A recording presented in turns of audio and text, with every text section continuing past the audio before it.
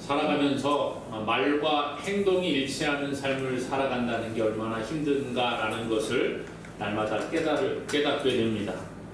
특히 신앙인으로서 하나님을 섬기는 사람으로서 내 생각을 앞세우지 아니하고 하나님의 다스리심과 인도하심을 받는다는 것은 무척 힘든 것 같습니다.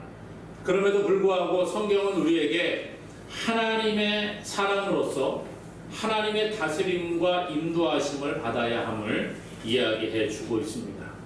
오늘 우리가 살펴보고자 하는 이 본문의 주인공인 기드온은 하나님의 명령을 받고 사람들을 모읍니다. 그리고 하나님의 그 명령 가운데 300명을 추려서 이제 미디안 연합군과 전쟁을 하게 되지요. 기드온은 300명과 함께 전쟁을 하고 미디안 연합군의 숫자는 무려 13만 5천 명이나 되었습니다. 전혀 상대가 되지 않는 그러한 숫자였음에도 불구하고 하나님의 역사로 말미암아 전쟁에 승리하게 됩니다. 그리고 이제 미디안 연합군이 12만 명이 죽고 15,000명의 그 병사들은 도망을 가고 세바와 살문나 이 두 왕도 도망을 하게 됩니다. 그런데 이 기드온이 끝까지 포기하지 않고 이 미디안 왕들을 추격을 해서 적들을 물리치고 세바와 살문나를 다 죽이게 됩니다. 그 후에 이제 오늘 말씀 뒤에 28절에는 보니까 기드온이 사는 동안에 40년 동안 이 땅에 평화가 있었다, 이렇게 소개를 해주고 있습니다. 오늘 본문은요, 특별히 이 연합군, 미디안 연합군과의 전쟁에서 완벽한 승리를 거두고 난 이후에 일어난 일을 우리에게 소개해 주고 있습니다. 사람들이 기드온에게 찾아옵니다. 그리고 기드온의 다스림을 받기를 원하고 있다는 거예요. 기드온을 왕으로 세우려고 하는 이스라엘 사람들의 모습이 소개가 됩니다. 기드온은 300명의 군사를 데리고 앞에 말씀드린 것처럼 13만 5천 명과 싸워 승리했습니다. 그랬더니 사람들이 기드온을 막 높이는 거예요. 그리고 기드온을 주목을 하고, 야, 이 정도 되는 사람이면 우리나라의 왕으로 세워서 우리를 다스려도 아무 문제가 없겠구나, 그렇게 생각을 하게 됩니다. 오늘 22절에 보니까요, 그때 이스라엘 사람들이 기드온에게 이르되 당신이 우리를 미디안의 손에서 구원하셨으니 당신과 당신의 아들과 당신의 손자가 우리를 다스리소서, 이렇게 말합니다. 당신이 우리를 미디안의 손에서 구원하였습니다. 그러니까 당신이 우리를 다스리십시오, 우리의 왕이 되어 주십시오, 이런 이야기예요. 이 당시에 시대적 상황을 비추어 보면 이러한 요구가 어떻게 보면 당연한 것 같아 보이기도 합니다. 이스라엘의 주변국들은 모두가 중앙 집권, 이 왕정 체제를 갖추고 있었습니다. 그래서 왕을 중심으로 해서 그 백성들이 힘을 모아서 그렇게 자기들의 나라를 부강하게 만들었습니다. 그러므로 이 이스라엘 나라도 그런 생각들이 있는 거예요. 야, 우리가 자꾸 주변에 미디안 또 다른 나라에서 자꾸 침공을 받고 괴로움을 당하는 이유는 우리는 왕이 없기 때문인 것 같아, 이런 생각을 가지는 거예요. 그래서 사사시대를 이제 청산을 하고 왕을 세워서 우리도 강력한 왕정 국가를 만들면 좋겠다, 이런 생각을 하게 되는 것이지요. 그런데 오늘 말씀해 보니까 기드온이 놀라운 일을 이룹니다. 300명을 데리고 13만 5천 명이나 되는 그 어마어마한 적군을 다 물리치고 승리하게 되는 거예요. 그러다 보니까 이제 기드온을 왕으로 세워서 우리도 강력한 나라로 평화를 한번 누려보자, 이런 생각을 하고 기드온을 왕으로 요청을 합니다. 그런데 이것은 하나님께서 기뻐하지 않는 모습이라는 거죠. 하나님이 왕을 세우지 말라고 한 이유가 있어요. 하나님이 이스라엘을 다스리는 왕이시거든요. 그런데 사람들은 눈에 보이는 그러한 강력한 왕을 요구하기 시작을 합니다. 사무엘상 18장 19절 20절에 이런 얘기예요. 백성이 사무엘의 말 듣기를 거절하여 이르되 아니로소이다. 우리도 왕이 있어야 하리니 우리도 다른 나라들 같이 되어 우리의 왕이 우리를 다스리며 우리 앞에 나가서 우리의 싸움을 싸워야 할 것이니이다. 우리에게도 왕이 필요합니다. 그러면서 뭐라고 해요? 다른 나라들 같이 그 왕을 세워서 왕이 우리를 다스릴 뿐만 아니라 뭘 해요? 우리의 앞서 나가 싸움을 싸워야 할 것입니다. 이 당시에 왕은 백성을 다스리는 것과 함께 또 싸움이 있을 때, 전쟁이 벌어졌을 때에 왕이 군사를 이끌고 맨 앞에 나가서 전쟁을 지휘하는 것이 주 목적이라는 거예요. 그렇기 때문에 이 이스라엘은 지금 왕이 없어서 자기들이 이렇게 고난을 당한다고 생각을 합니다. 그래서 왕을 세워달라는 거예요. 진정한 왕 대신은 하나님을 잊어버리고 하나님을 섬기지 아니하고 사람의 방법으로 무언가를 해결하려고 하는 그런 사람의 모습을 봅니다. 사무엘상 8장에 이스라엘이 왕을 요구할 때에 사무엘이 기뻐하지 않습니다. 그리고 하나님께 기도해. 하나님, 이 백성들이 왕을 자꾸 요구하는데 어떻게 하면 좋겠습니까? 그랬더니 하나님이 이런 말씀하십니다. 사무엘상 8장 7절에요. 여호와께서 사무엘에게 이르시되 백성이 내게 한 말을 다 들으라. 이는 그들이 너를 버림이 아니요 나를 버려 자기들의 왕이 되지 못하게 함이니라. 사무엘에게 말씀하시는 거예요. 하나님께서 야, 이스라엘 사람들이, 민족들이, 백성들이 왕을 요구하는 것은 너를 버린 게 아니라 나를 버린 거다. 하나님을 버리고 하나님을 자기들의 왕으로 삼지 못하게 그렇게 만든 것이다. 이렇게 이야기하신다는 거예요. 그러니까 지금까지는 누가 왕이었느냐? 이스라엘의 왕은 여호와 하나님이셨다는 거예요. 그런데 사람들은 인간 왕을 세워서 하나님을 버리고 인간을 섬기겠다라고 말하고 있는 거죠. 오늘 우리가 읽은 이 사사기에도 동일한 이야기를 합니다. 기드온을 왕으로 세우는 이유가 뭐예요? 기드온이 지금 300명을 데리고 13만 5천 명이나 되는 미디안 연합군을 다 물리쳤거든요. 그러니까 강력한 힘을 가졌다고 생각을 했어요. 그래서 기드온, 사람을 높이는 겁니다. 사실 기드온이 이 일을 한 것이 아니지요. 하나님이 그 연약한 기드온을 세웁니다. 기드온을 부를 때 기드온은 아이고 하나님 저거 할 수가 없습니다. 무섭습니다. 그런 얘기예요. 그러나 하나님은 기드온을 세우시고 사람들을 모으게 하십니다.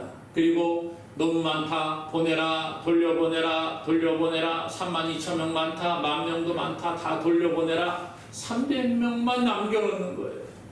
그리고 이 300명으로 미디안 연합군 13만 5천 명을 상대하게 하시고 전쟁에 승리하게 하셨어요. 누가 하신 거예요? 하나님이 하신 겁니다. 그런데 사람들은 뭐라고 합니까? 22절에 당신이 우리를 미디안의 손에서 구원하셨으니 당신과 당신의 아들과 당신의 손자가 우리를 다스리소서. 하나님께서 하셨는데 백성들은 누가 했다 그래요? 기드온 당신이 그렇게 하셨습니다. 그렇게 말하는 거예요. 기드온의 뒤에서 일하시는 하나님을 보지 아니하고 앞에 하나님의 도구로 세워준 사람을 보면서 그 사람을 섬기려고 하는 어리석은 모습을 보여주고 있습니다. 오늘 우리는 종종 이러한 잘못을 범하며 살아갑니다. 하나님이 우리에게 은혜를 주시고 우리에게 능력을 주시고 하나님께서 모든 일을 인도하셨음에도 불구하고 그 사실은 잊어버리고 사람에게 영광을 돌릴 때가 있습니다. 사람의 힘으로 무언가를 했다고 생각을 하는 거예요. 내가 여기까지 올 수 있었던 것은 내가 잘나서 그런 거야. 지금까지 이렇게 한 것은 내가 힘이 좀 있어서 그런 거야. 내가 자수성가해서 이것을 이루었기 때문에 내가 이렇게 올 수 있었어. 내가 공부를 많이 했기 때문에 좋은 학교에 가고 좋은 직장에 취직할 수 있었어. 내가 돈을 많이 벌었기 때문에 내가 사업수단이 좋아서 이렇게 성공했으니까 내가 이렇게 큰 부자가 될 수 있었어. 이런 생각한다는 거예요. 내가 자녀를 잘 키워서 우리 자녀가 참 좋은 자리에 갔고, 내가 열심히 해서 교회가 성장하고, 내가 열심히 신앙생활하고, 내가 주일날 예배 잘 드리고, 내가 헌금 많이 하고 봉사 많이 했으니까 하나님이 나에게 복을 주신 거야. 모두가 나 중심으로 생각한다는 거예요. 내가 그랬다는 거예요. 내가. 하나님은 거기에 계시지 않고 내가 열심히 해서 복을 받고, 내가 열심히 해서 성공하고, 내가 열심히 해서 무언가를 이루었다 생각을 합니다. 이게 우리의 생각이라는 거예요. 인본주의적인 사고방식 가운데 빠져 있다는 거예요. 하나님 없이도 스스로 무언가 할 수 있다고 생각을 합니다. 오늘 사람들이 기드온을 바라볼 때 그런 시각으로 바라보았어요. 기드온이 300명을 데리고 미디안 연합군을 물리쳤을 때에 그 뒤에 역사하신 하나님은 다 잊어버립니다. 그리고 하나님의 도구로 사용되어졌던 그 기드온을 바라보면서 당신이 우리를 미디안의 손에서 구원하였으니 당신과 당신의 아들과 당신의 손자가 우리를 다스려 주십시오. 우리의 왕이 되어 주십시오라고 요청하고 있다는 거예요. 사랑하는 여러분, 오늘 우리는 인본주의적인 생각을 버려야 합니다. 물론 우리의 노력이 함께 할 때에 하나님의 더 큰 은혜를 경험하게 됩니다. 그러나 중요한 것은 뭐예요? 우리가 노력을 하는 것, 그것으로 인해서 열매를 거두지 못한다는 거예요. 나는 심었고 아볼로는 물을 주었으나 하나님이 자라게 하셨다. 그렇게 바울이 고백했잖아요. 오늘 우리가 하나님이 하지 아니하시면 모든 열매를 기대할 수 없다는 것입니다. 그러므로 바랍기는 하나님께서 하신 일을 내가 한 것처럼 포장하는 어리석은 자가 되지 않기를 주님의 이름으로 축복합니다. 오늘 하나님께 물어보지 않는 이스라엘 사람들의 모습을 보여줍니다. 왕으로 기드온을 세우려고 할 때에 하나님께 먼저 물어보면 얼마나 좋아요. 하나님, 우리가 이러이러한 일이 있는데 하나님, 기드온을 왕으로 세우고 싶습니다. 하나님 어떻게 생각하세요? 물어봐야 되잖아요. 그런데 이스라엘 백성들이 잘못한 더 큰 것은 하나님께 물어보지 않았다는 거예요. 인간의 생각만 가지고 모든 일을 진행을 했다는 것입니다. 성경은 많은 곳에서 여호와께 묻지 아니하고 일을 행할 때에 그 일이 실패하는 것들을 이야기해 주고 있습니다. 여호수아가 가나안 땅을 이제 하나님의 명령을 따라 들어가서 점령을 하게 됩니다. 처음에 가나안에 들어가서 여호수아가 제일 먼저 한 것이 여리고성을 무너뜨리는 거예요.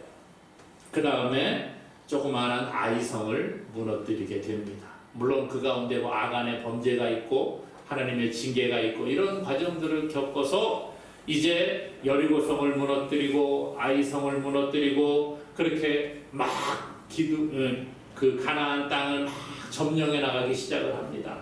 그러니까 이 가나안에 있는 많은 민족들이 이 이스라엘의 그 모습을 보고 두려워하기 시작을 합니다. 그때 가나안 땅에 기브온 주민이 함께 살고 있었는데 기브온 주민들이 꾀를 내는 거예요. 야, 이렇게 있다가는 저들에게 우리도 다 죽을 것 같다. 화친을 해야 되겠다 생각을 합니다. 그런데 보니까 이 가나안 땅 사람들을 다 죽이고 이것을 점령하려고 하는 모습이 보인단 말이죠. 그러니까 이 이스라엘을 속이려고 하는 겁니다. 그래서 화친을 맺기 위해서 아주 먼 곳에서 온 백성들인 것처럼 그렇게 속입니다. 그리고 여호수아에게 가서 화친을 청하게 되는 거예요. 그런데 여호수아 9장에 보니까 14절 15절에 이렇게 말합니다. 무리가 그들의 양식을 취하고 어떻게 할지를 여호와께 묻지 아니하고 여호수아가 곧 그들과 화친하여 그들을 살리리라는 조약을 맺고 회중 족장들이 그들에게 맹세하였더라. 그렇게 말합니다. 기드온이 멀리서 온 것을 꾸미기 위해서 곰팡이란 떡을 준비하고 다 헤어진 막 이러한 포도주, 물 가죽 부대 이런 것들을 다 준비하고 아주 오랜 기간 동안 이 사람들을 만나기 위해 온 것처럼 꾸몄다는 거예요. 그러니까 이 여호수아가 그 사람들의 그 연기에 속았습니다. 그리고 난 다음에 뭐라고 해요? 여호와께 묻지 아니하고 그들과 화친을 했다. 하나님께 물어보지 않습니다. 하나님은요, 가나안 족속들을 다 진멸하고 그 땅을 취하라고 말하셨는데 하나님께 물어보지도 않고 자기 생각으로 판단한 겁니다. 결국 이 기브온 백성들은 그들이 멸망받지 아니하고 이 일로 말미암아 이스라엘 백성들과 함께 살게 됩니다. 그래서 여호와의 제단을 위하여 나무를 패고 물을 깃는 그런 일들을 하는 자들이 됩니다. 오늘 여호와께 묻지 않는다는 게 이렇게 참 엄청난 결과를 가져오는 거죠. 이스라엘의 초대 왕으로 세움을 받았다는 사울이라는 왕이 있지요. 사울 왕이 죽게 된 이유를 역대상 10장 13절 14절은 이렇게 말합니다. 사울이 죽은 것은 여호와께 범죄하였기 때문이라. 범죄했기 때문에 죽었다는 거예요. 그가 여호와의 말씀을 지키지 아니하고 또 신접한 자에게 가르치기를 청하고 여호와께 묻지 아니하였으므로 여호와께서 그를 죽이시고 그 나라를 이새의 아들 다윗에게 넘겨주셨다. 여호와께 묻지 아니하였기 때문에 그런 일이 일어났다. 그렇게 말해요. 신접한 여인에게 찾아가서 물어보고 여호와께는 묻지 아니하였습니다. 자기의 생각으로 모든 일을 진행하고 하나님의 생각을 물어보지 않았을 때에 하나님은 사울을 버리시고 이새의 아들 다윗을 세우셔서 왕으로 삼으시는 것을 볼 수가 있습니다. 오늘 우리도 마찬가지예요. 세상의 사람들은 세상의 것을 왕으로 삼습니다. 세상의 돈을 왕으로 삼습니다. 세상의 권력을 왕으로 삼습니다. 세상의 명예를 왕으로 삼고 따라갑니다. 쾌락을 왕으로 삼고 그것을 추구하며 나아갑니다. 어떤 사람은 자녀를 왕으로 삼습니다. 어떤 사람은 자기가 좋아하는 어떤 취미를 왕으로 삼고 살아가기도 합니다. 하나님을 왕으로 삼지 않는 거예요. 그러나 하나님께서는 지금도 우리의 왕이 되시는 줄로 믿으시기를 원합니다. 우리가 하나님을 왕으로 삼고 살아가기를 원하신다는 거예요. 그렇기 때문에 우리는 하나님의 다스리심을 받아야 하는데 그것을 위해서는 하나님께 날마다 물어보는 신앙의 사람이 되어야 할 줄로 믿습니다. 물어보는 것. 여호와께 묻지 아니하였을 때에 이러한 어려움들을 겪었습니다. 사울은 여호와께 묻지 아니함으로 죽음을 맞이했습니다.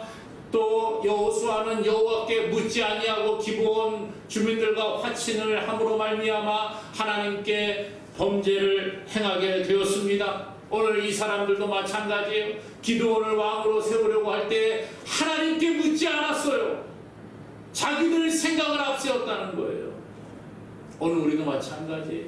하나님께 묻지 아니하면 하나님이 원하시는 결과가 아니라 우리가 원하는 결과만 얻으려고 하는 그러한 어리석음을 맞이하게 됩니다.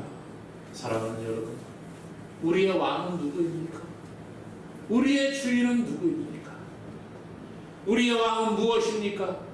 세상의 사람입니까? 아니면 세상의 권력입니까? 세상에 있는 물질입니까? 돈을 왕으로 섬기고 자녀를 왕으로 섬기고 세상의 권력자들을 왕으로 섬기는 어리석음, 이것을 하나님은 기뻐하지 아니하신다는 거예요. 오직 우리의 왕 대신 하나님만을 섬기는 저와 여러분 되기를 주님의 이름으로 축원합니다. 오늘 이스라엘 백성들은 이렇게 기드온을 왕으로 세우려고 합니다. 그런데 기드온이 그것을 거절하는 모습이 소개가 돼요. 여러분, 자기를 왕으로 세운다. 얼마나 솔깃한 제안입니까? 그런데 이 기드온은 자신의 그 이스라엘을 다스려 달라고 요구하는 이스라엘 백성들을 향하여 그 말을 거부하고 있습니다. 거절하고 있습니다. 23절에 보니까요, 기드온이 그들에게 이르되 내가 너희를 다스리지 아니하겠고 나의 아들도 너희를 다스리지 아니할 것이요 여호와께서 너희를 다스리시리라 하니라. 기드온은 이 일을 자기가 하지 않았다는 것을 너무나도 잘 알고 있어요. 자기 자신을 알고 있습니다. 그래서 여호와께서 너희를 다스릴 것이다 라고 말합니다. 나는 여러분들을 다스리지 않겠습니다. 하나님을 인정하고 하나님의 통치자가 되시고 하나님이 왕이 되심을 고백하고 있습니다.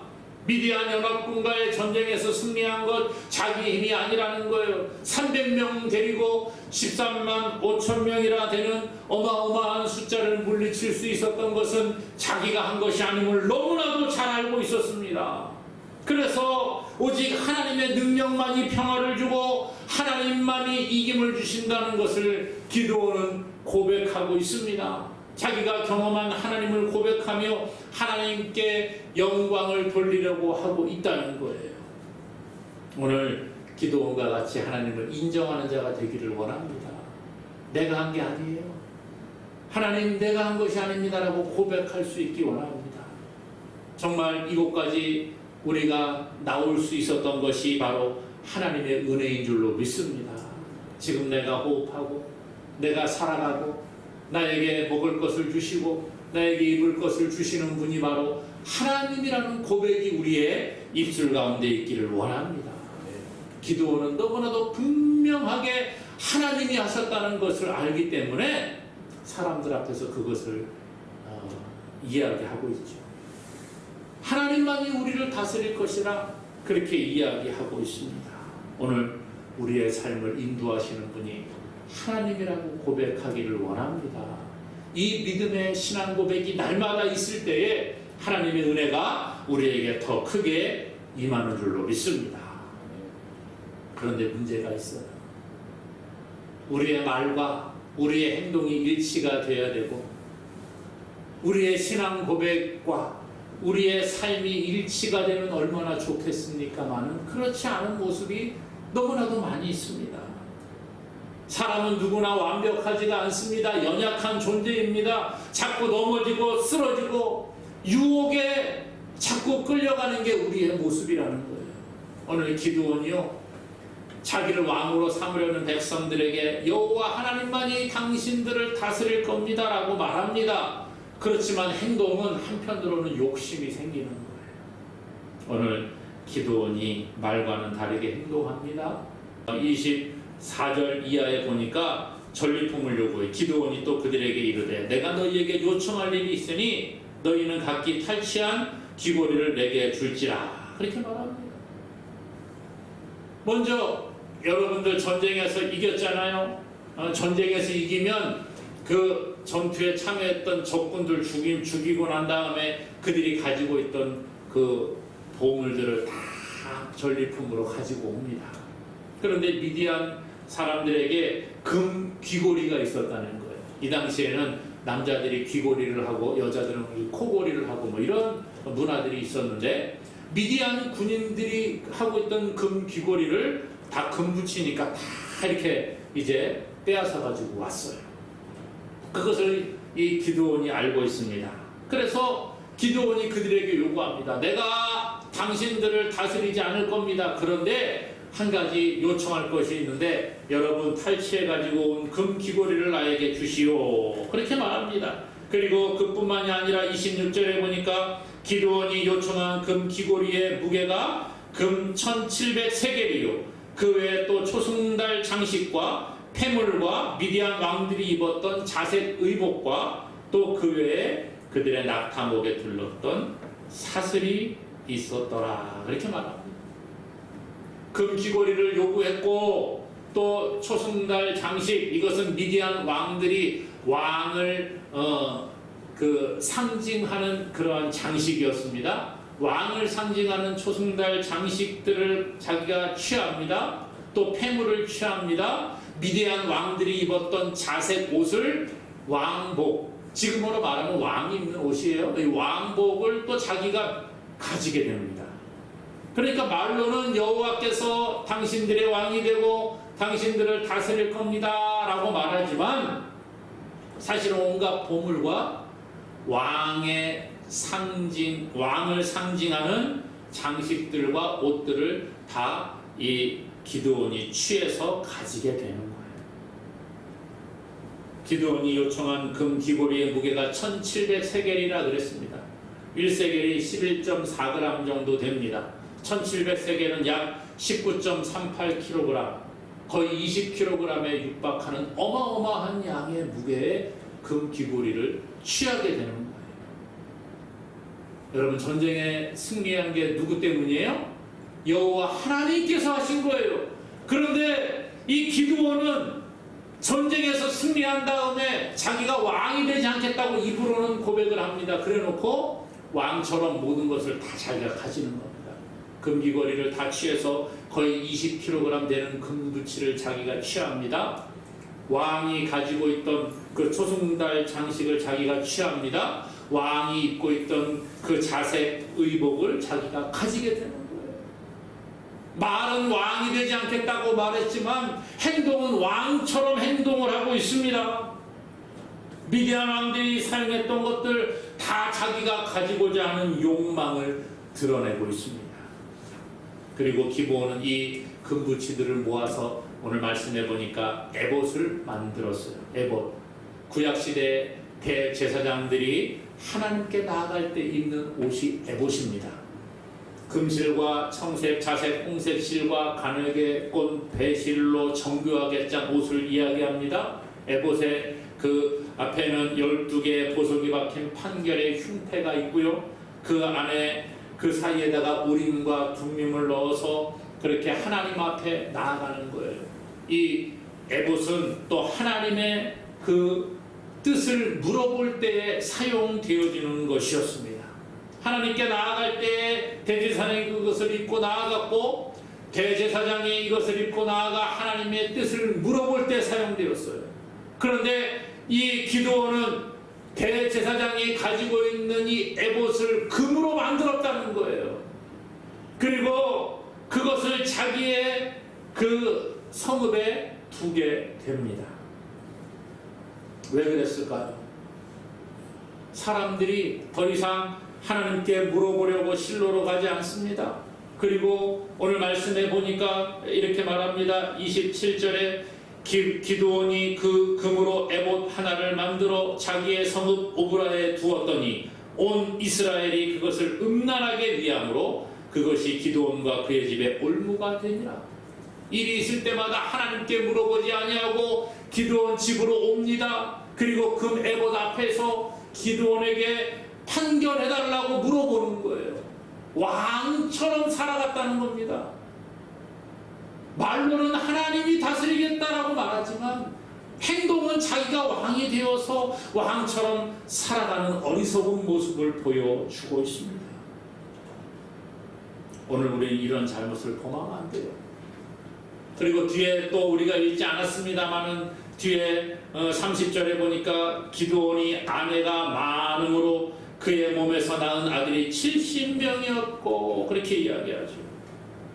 아내를 많이 두고 아들을 많이 낳았습니다. 이 당시에 왕들은 아내가 많았어요. 자기의 정실과 첩들과 아내를 많이 두고 자녀를 많이 낳아서 그것을 자랑하는 게 왕의 모습 가운데 하나였습니다.